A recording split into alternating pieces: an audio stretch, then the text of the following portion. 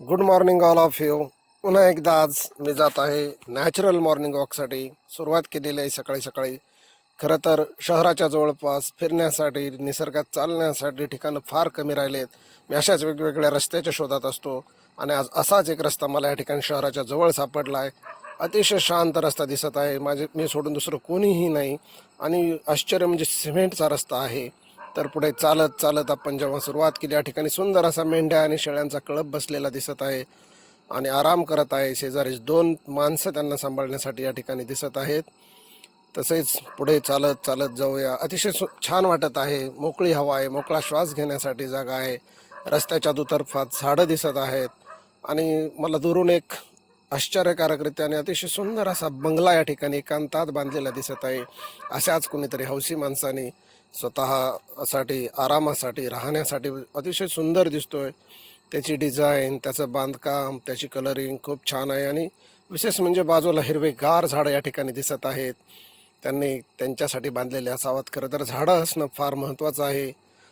यानंतर पुढे चालत गेल्याच्या नंतर रस्त्याच्या दुतर्फा मोठमोठे झाडं दिसत आहेत. एक जांभळीचं झाड या ठिकाणी लागलेलं आहे आणि या झाडांची सावली आता रस्त्यावर पडत आहे आणि या सावलीतून चालताना ऊन सावलीचा खेळ खेळल्यासारखं छान असं वाटत आहे.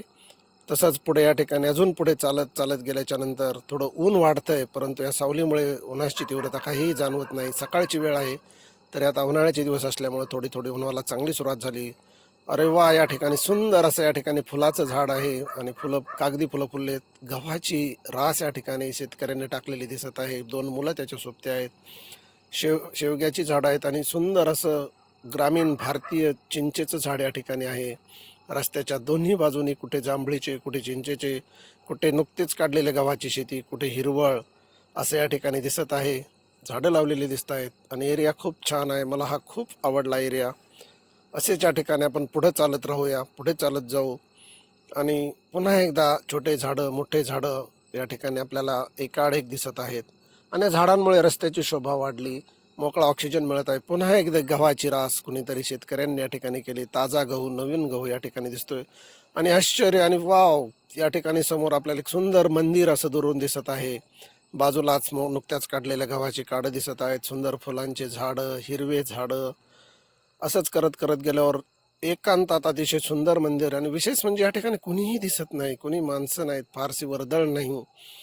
आणि आपण गेल्याच्या नंतर बघूया आता कोणत्या देवाचं झाड आहे, मंदिर आहे.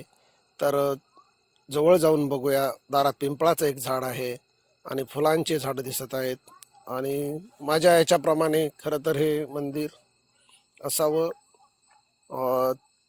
हनुमानाचं, मारुतीचं मंदिर या ठिकाणी दिसत आहे. तर अशा प्रकारे अतिशय सुंदर असा या ठिकाणी मॉर्निंग वॉक झाला.